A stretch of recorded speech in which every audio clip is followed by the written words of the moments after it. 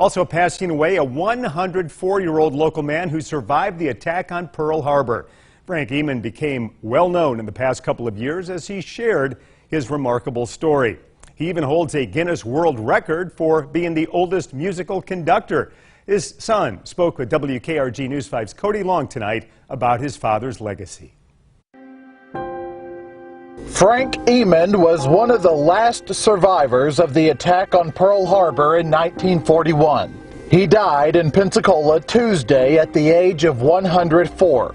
As I was growing up, he never talked about Pearl Harbor or any of those things. He just never talked about it. But then later in life, he found that other people wanted to hear that story. Frank's son, Roy, says his dad learned to play the French horn in high school. He was preparing to play for the flag-raising ceremony on board the USS Pennsylvania when Pearl Harbor was attacked. He talked to News 5 a few years ago about that moment.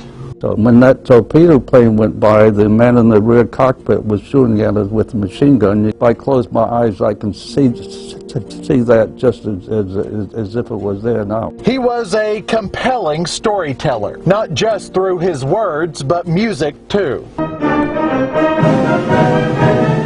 He went on to set the Guinness World Record for oldest conductor. This last November, he was up in Washington, D.C., conducting the Air Force Band for a song.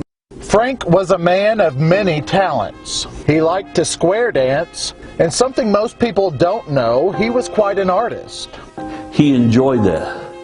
So that was something, not a lot of people knew he did that. It's kind of something he did on the down low. Roy is thankful his dad lived a long, fulfilling life, and that he got to be there with him as he took his final breath.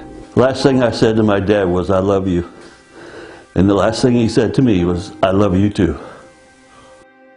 In Pensacola, Cody Long, WKRG News 5.